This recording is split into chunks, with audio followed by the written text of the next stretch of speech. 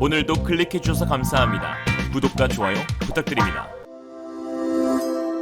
Realism. 지난 12일 폴란드 국방부에 따르면 폴란드가 주문한 하나디펜스의 K9 자주포 672문 가운데 초도분 24문이 폴란드에 도착하여 폴란드 동북부 벵고제보에 위치한 제11포병연대로 인수가 완료되었다고 전하였습니다. 이 자리에서 부하시차크 국방부 장관은 한국에서 도입한 자주포로 우리는 마수리아 제1포병여단을 12년 만에 다시 되살릴 수 있었다며 매우 짧은 시간과 매우 좋은 조건으로 파트너인 한국과 협상을 하였다면서 물론 폴란드 방위산업체도 유사한 자주포를 생산할 수 있는 걸 알고 있지만 우리의 요구사항은 상당했고 이를 짧은 시간 안에 충족하기 위해서는 한국과의 공동 프로젝트가 필수적이었다며 여러분 앞에 보이는 이 K9 자주포는 우리 군의 현대화를 이끌 것이며 그 다음 도입될 버전은 이보다도 더욱 발전되고 현대적일 것이라고 말할 수 있다고 전했습니다. 폴란드는 이번에 도입한 24문 외에 추가로 24문을 한국에서 직도입한 후 2024년부터는 현지에서 2차 도입분인 624문을 면허 생산으로 들여오는데요. 이로써 K9 자주포는 전 세계 9개 국가에서 약 3,000대가량 운용되는 명실상부 21세기 베스트셀러 자주포 자리에 올랐습니다. 폴란드가 K9 자주포에 대해 얼마나 자부심을 갖는지는 위 영상을 통해서도 느껴지는데요. 한편 이날 폴란드로 K9을 운송한 BBC 펄호에는 덮개로 둘러싸인 또 다른 K9이 있었는데요.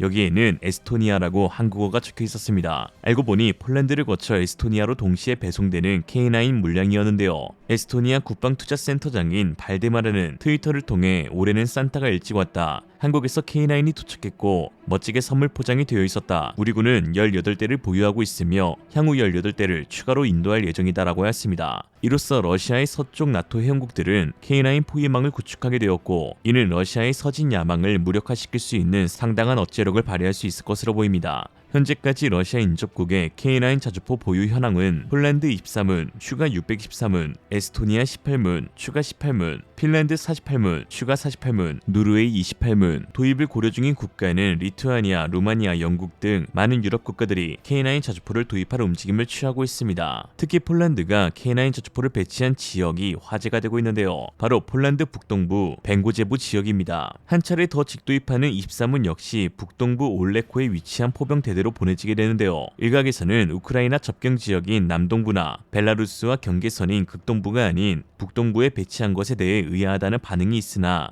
이는 사실 폴란드와 발트해 국가들의 대러시아 억제 계획의 일환이었습니다. 벵고제부는 사실 러시아와 국경을 맞대고 있는 지역입니다. 바로 이곳에 러시아의 역의 영토가 존재하는데요. 이 지역은 폴란드와 리투아니아 각각 남쪽 북쪽으로 국경이 맞닿아 있습니다. 특히 이곳에 칼리닝그라드시는 이번 우크라이나 전쟁에서 러시아 푸틴 대통령의 최대 전략 요충지로 떠오르고 있는데요. 최근 전세가 역전당하고 있는 러시아는 재래식 공격에서 우위를 점할 수 없다는 판단하에 극초음속 미사일을 포함 핵공격을 가할 수 있다고 엄포를 놓고 있습니다. 그리고 푸틴 대통령의 히든카드인 전술 미사일이 발사될 수 있는 가장 유력한 후보지가 바로 이 폴란드와 리투아니아 사이에 있는 역의 영토, 즉 칼리닝그라드입니다. 나토 역시 이를 대비하여 최근 폴란드 북부 지역에서 연합 군사훈련을 실시하였는데 로이터 통신에 따르면 나토는 벨라루스와 러시아 칼리닝그라드 중간에 위치한 폴란드 북부 지역 수알키 갭에서 투막 22 군사훈련을 실시하였습니다. 당시 마리우시 부하시차크 폴란드 국방부 장관은 이 지역에 대한 러시아의 전술을 알고 있고 이를 어떻게 방어하는 것이 효과적인지 알고 있다며 우크라이나 전쟁의 경험과 관찰을 바탕으로 훈련이 짜여있다고 밝혔습니다. 그 방어 계획 중 핵심이 바로 K9의 북동부 배치였죠. 또한 최근 러시아 국영방송은 칼리닝그라드에서 핵미사일이 발사되는 시뮬레이션을 의도적으로 공개해 유럽을 발칵 뒤집어 놓았는데요. 러시아 국영TV 로시아 1의 인기 토론 프로그램인 60분은 극초음속 탄두를 장착한 사르마트 핵미사일을 칼리닝그라드에서 발사해 유럽의 주요 도시들을 공격하는 상황을 인포그래픽 자료와 함께 보여주었습니다. 칼리닝그라드에서 발사된 미사일은 런던까지 3분 22초, 파리까지 3분 20초, 베를린까지 1분 46초 만에 타격할 수 있다고 했는데요. 지난달에는 러시아 국방부가 극초음속 미사일 킨자를 탑재한 미그 31 전투기 세대를 칼리닝그라드 기지에 착륙시켰다고 밝히면서 폴란드 국경에 맞닿은 해당 지역에 대한 군사력을 증가시키고 있습니다. 이에 폴란드 부하차크 국방부 장관은 한국에서 K9이 빠르게 배송되자마자 바로 이 지역에 실전 배치한 것이죠. 벵고제보의 11포병연대에 위치한 K9 자주포는 왼쪽으로는 칼리닝그라드의 군사기지 미사일 발사대를 타격할 수 있고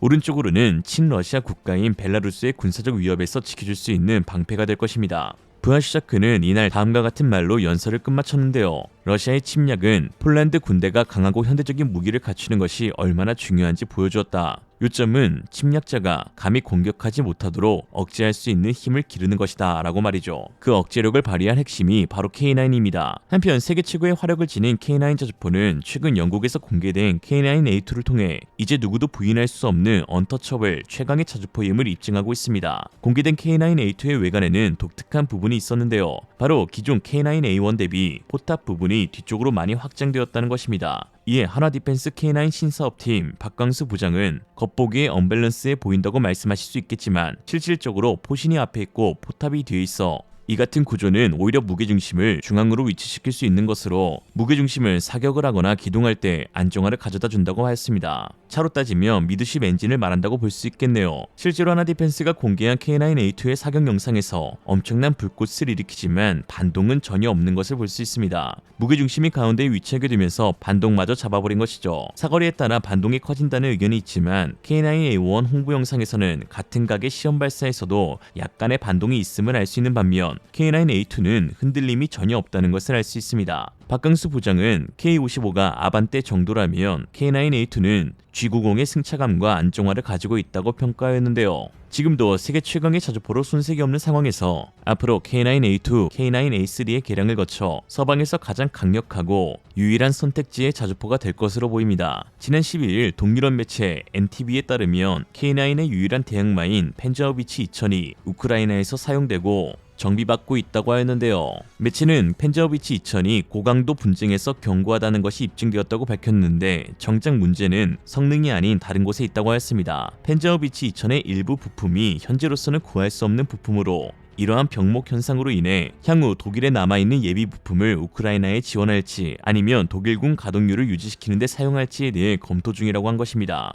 한마디로 가성비를 버린 펜저어비치 2000의 성능 하나는 확실했으나 생산 라인이 완전히 문을 닫고 유지보수에 필요한 부품을 생산하는 협력사들이 망하거나 수익성이 확보되지 않아 사업을 접어버렸다는 것이죠. 이에 KMW 카픈 CEO는 독일의 방산업체는 지난 수년간 레몬 마냥 쥐어짜여졌고 이 상태에서 1000억 유로의 특별 과지gem만 주입시킨다고 다시 멀쩡한 레몬이 되지 않는다고 하였습니다. 특히 미사일과 포병 전력을 증대시키는 것이 이번 전쟁의 교훈이며 1000억 특별 기금은 독일 연방군 개선의 시작이 되어야 한다는 뜻을 밝혔습니다. 현재 전 세계에서 자주포를 대량으로 생산할 수 있는 나라와 규모의 경제를 이룩하여 단가를 낮출 수 있는 나라, 그리고 추가적인 개량 계획이 세워져 있는 나라는 한국밖에 없는 상황입니다. 독일 펜저어비치 2000은 생산 및 유지 보수에 어려움이 있어 앞으로도 한국 K9의 독주는 지속될 것으로 보입니다. 한편 일본은 한국의 무기 수출에 상당한 열등감을 가지고 있는데요. 일본 최대 포털 사이트 야후재팬에서는 한국의 대폴란드 무기 수출과 관련해 다음과 같은 댓글이 달렸습니다. 한국의 주력 상품인 반도체, 자동차, 배터리 수출이 감소되고 있고 최대 수입국인 중국도 봉쇄로 경기 회복이 안 되고 있으니 이제 한국은 무기 수출밖엔 답이 없다. 그들은 전쟁의 무기도 하나의 수출 기둥으로 삼고 있다. 다만 한국 공장에서 제조한 것은 그 품질의 문제가 많고 실전에서의 평가는 좋지 못한 것이 많다. 과연 폴란드는 실제 무기로서의 기능과 효과를 확인하고 구매한 것인가? 이들 한국산 무기가 폴란드에서 우크라이나로 들어가게 되면 러시아와의 실전에서 사용될 텐데 우크라이나만 비참한 꼴을 당하게 될지도. 나는 한국을 매우 싫어하지만 이런 수출은 좋게 평가한다. 지금의 세계는 러시아의 폭주를 멈추는 것을 우선시해야 한다. 우크라이나 다음은 발트 3국뿐만 아니라 폴란드의 가능성도 있다. 폴란드군의 신속한 강화는 자유주의 진영에 유익하다. 폴란드는 레오파르트 전차 최신 버전을 원했지만 독일은 할인에 응하지 않았고 증산이 불가능했기에 한국에 빅 비즈니스 찬스가 온 것이다.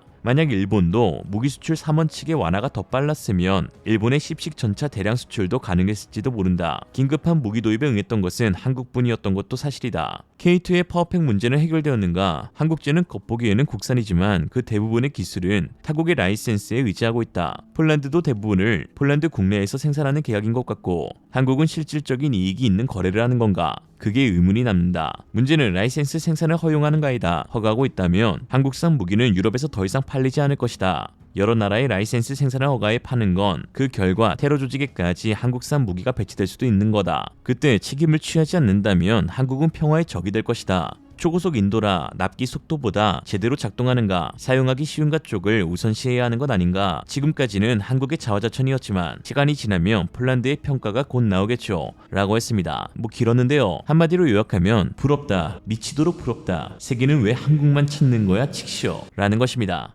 그 잘난 일본의 방산 수출은 어떨까요? 일본은 2014년 국내외 정세 변화에 따라 무기 수출 원칙을 47년 만에 개정하며 수출의 물꼬를 텄지만 개정 이후 지난 8년간 실적은 딱 한 건 필리핀의 감시 레이더 판매한 게 전부입니다. 뭐 열심히 안 팔았나? 그것도 아닙니다. 호주엔 잠수함, 영국엔 초계기, 인도엔 비행정 등등 열심히 뛰었지만 결국 무산되었는데요. 주된 이유는 자위대에 한정된 무기가 많아 대량 생산을 할 수가 없어 수출 가격 경쟁력을 높이기 어렵다는 데 있죠. 일본 구구식 자주포를 예로 들 수 있는데요. 완전 자동장전 장치에 분단 6발, 600마력, 최고속도 시속 50km, 나름 그냥저냥 쓸만합니다. 그런데 가격은 어떨까요? 100억 데스, 저거 한 대에 K9 2대, 경쟁력이 쓰레기죠. 그럼에도 일본은 세계 최초 자동장전 장치 개발했다며 세계 최고란 스스로 위로하고 있는 형국입니다. 오늘의 한 주평, 오늘도 일본 자위대는 이름값 했다. 이상으로 리얼리즘이었습니다. 여러분의 생각은 어떠신가요? 현명하고 지혜로운 여러분의 의견을 지금 댓글에 남겨주세요. 감사합니다.